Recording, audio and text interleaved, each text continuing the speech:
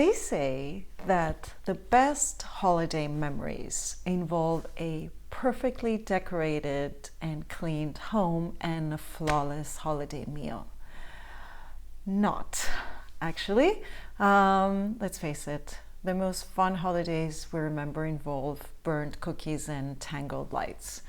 Last year, we got a turkey, put it in the oven, and 10 minutes later, the oven started fuming and smelling really weird. And it was a sprint to find the next available oven that wasn't already occupied.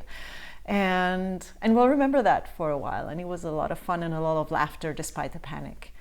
So I talked yesterday about the feeling of overwhelm and slight panic when feeling like you're behind, and it's particularly poignant during the holidays, like managing the holiday preparations, especially if you have some pretty strong innate perfectionistic tendencies. And I'm not going to say that that applies to me, but in case it applies to any of you.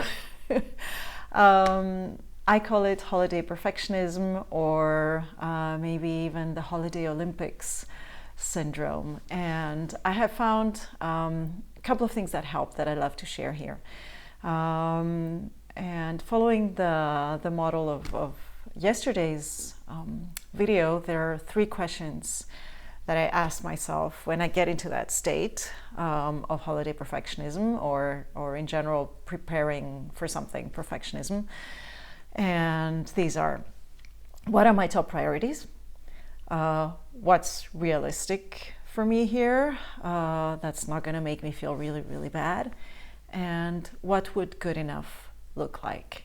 So what are my top priorities for the holidays? Well, that one is really clear. It's enjoying time with my family.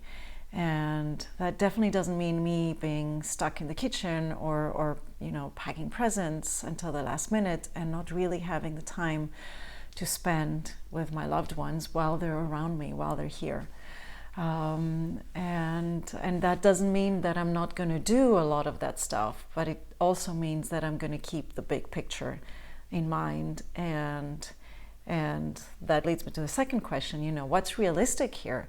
Do I want, I have time and I have resources and I have expectations, and which ones of those expectations are realistic and allow me to focus on my priorities, to enjoy that time? And the last question is what would good enough look like? And I'm not going to say it's easy, right? We all have certain ideas of what things need to look like, and there's tradition, and there's the way we do things every year and all that.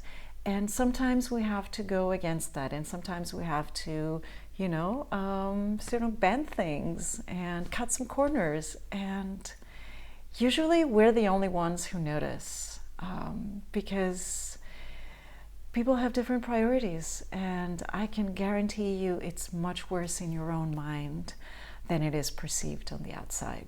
So what are my top priorities? What can I realistically achieve? And what would good enough look like? And I'll see you again tomorrow for more.